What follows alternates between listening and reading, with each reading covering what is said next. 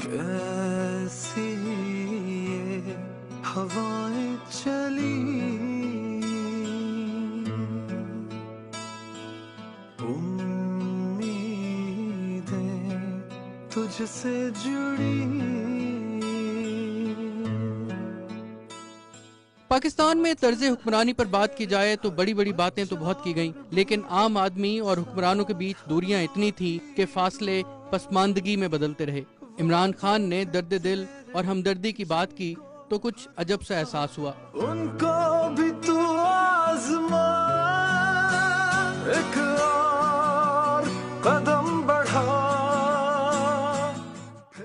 لاہور میں سڑک کنارے ایک شخص کو سوتے دیکھا تو وزیر اعظم نے یہ فیصلہ کیا کہ پسماندہ افراد کی بات کرنا حق کے حکمرانی کی بات کرنا ہے. لاہور کے بعد اب اسلام آباد میں پناہ گاہ کا افتتاح بھی خود وزیر اعظم نے کیا ہے. وزیر اعظم اسلام آباد میں بنائی جانے والی پناہ گاہ پہنچے اور وہاں کا دورہ کیا. پناہ گاہ میں مہیا کی جانے والی سہولیات کا جائزہ لیا. عمران خان کو پناہ گاہ کے حوالے سے بریفنگ دی گئی. وزیر اعظم نے پناہ گاہ میں بنائے جانے والے باورچی خانے، ڈسپینسری اور ڈائننگ روم کا بھی جائزہ لیا. وزیر اعظم کو پناہ گاہ میں دیے جانے والے کھانے اور رہائش کی سہولیات پر بریف کیا گیا. سلسلے کو، نئے سلسلے کو توڑ تک پہنچا. عمران خان نے پناہ گاہ کے حوالے سے ڈاکیومنٹری بھی دیکھی. یہ جو پناہ گاہ کے اوپر ایک بورڈ بیٹھا ہے، ٹھیک ہے، وہ اوورسی کرے گا سارا.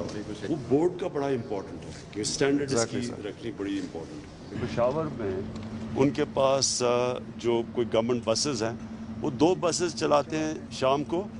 وہ جو دیکھتے ہیں کہ لوگ جو سڑکوں پہ، ہاں لاہور میں بھی شروع ہو گئی، وہ آپ نے دیکھنا سڑکوں پہ جب لوگ ہیں ان کو اٹھا کے آنا. یہ بہت اچھا، شاباش.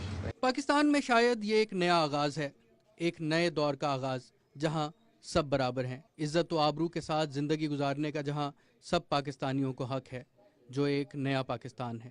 شاہد اجمل ملک، پاکستان ٹیلی ویژن نیوز، اسلام آباد. وعدوں پہ تیرے جن کو بھروسہ، ان کو بھی تو آزما، ایک اور قدم بڑھا. پھر سے وہ لمحہ دوہرا جب جیت کے آیا تھا، پھر سے وطن کو جتا.